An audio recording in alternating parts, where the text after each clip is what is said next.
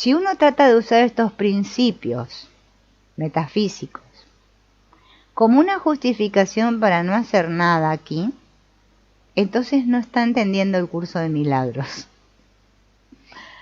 En el nivel que dice que todo ya ocurrió y que de hecho no ha ocurrido nada, y con la palabra todo me refiero al pensamiento, entonces ni siquiera hay ningún cuerpo que pueda hacer nada.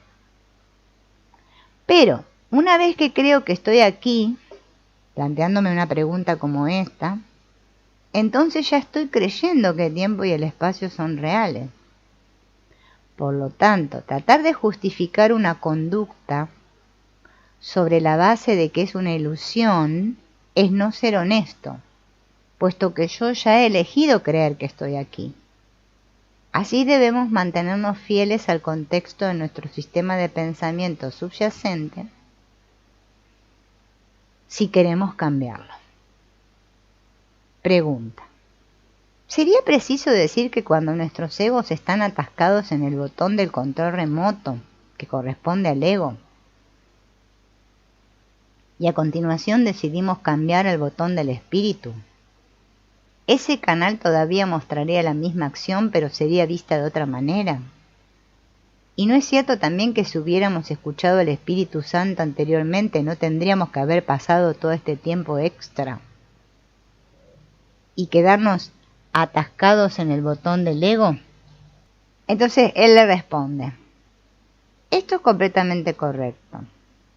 Lo vamos a tratar más adelante.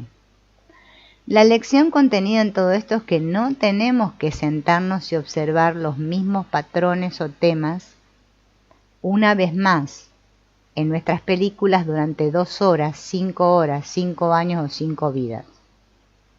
Esta es una de las ideas del curso, ahorrar tiempo. No tenemos que estar sentados contemplando todas estas terribles repeticiones, las cuales en realidad son lo que es nuestra experiencia en el mundo. Todas las experiencias son repeticiones.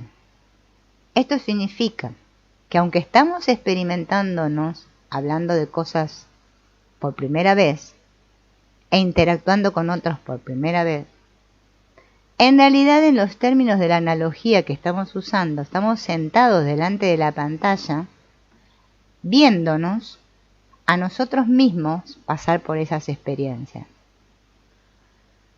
Sin embargo, hemos reprimido tanto al observador o al tomador de decisiones que parece que estuviéramos sentados en una habitación hablando, ¿no?, a lo largo de un periodo de tiempo, y nuestra experiencia es que estamos haciendo esto por primera vez.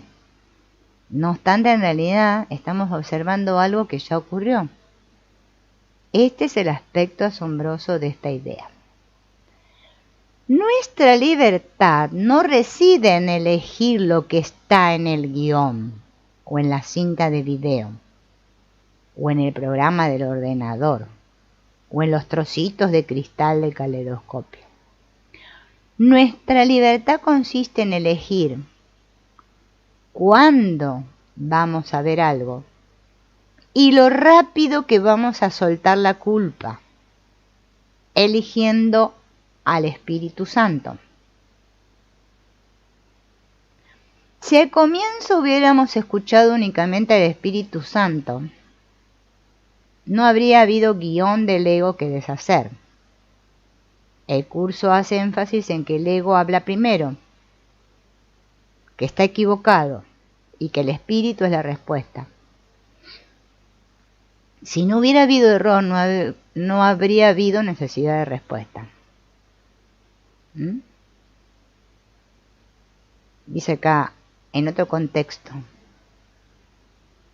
el Exultet, que es un himno litúrgico para la vigilia de Semana Santa, que se le atribuye a San Ambrosio, un santo del siglo XV, exclama la bendición de la presencia de Jesús y dice: oh, feliz falta, oh, necesario pecado de Adán que nos ganó un redentor tan grande.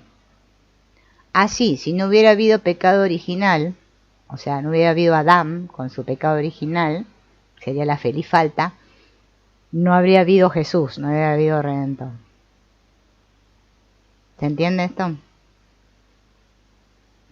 Es complicado. Yo para cerrar hoy, porque ya saben qué libro estamos viendo, el tiempo una gran ilusión, pero este otro es un libro muy difícil.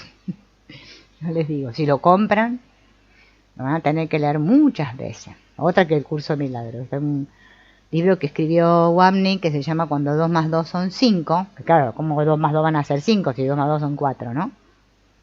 Pero me marqué unas hojitas, yo acá, 2 hojitas me marqué, para leerles hoy. Tienen que ver tomar agua.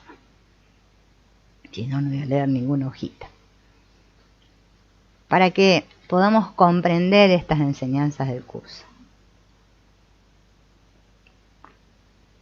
Esto lo vamos a seguir explorando porque vamos por la página 38 y el libro tiene 407, así que imagínense que tenemos para largo. Bien.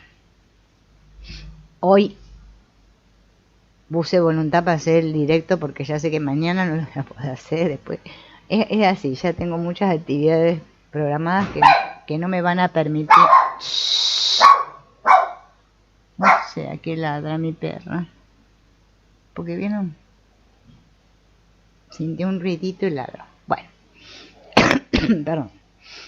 De este libro, en una parte, ¿no? Dice: el curso de milagros, dice, no es únicamente otro sistema de desarrollo personal, una enseñanza más que nos pida perdonar en vez de juzgar, confiar en el amor de Dios en lugar de tenerle miedo y tomar la mano de Jesús para que nos conduzca a casa. Esta es una espiritualidad que enseña la diferencia entre estar sin mente y ser consciente de la mente. Y explica cómo es que todo lo que hay aquí está sin mente. Reconocer esto nos ayudará a saber lo que este curso está diciendo de verdad, así como a entender quién es Jesús y cómo nos puede ayudar. Nuestro hermano mayor es un símbolo, lo cual significa que no existe.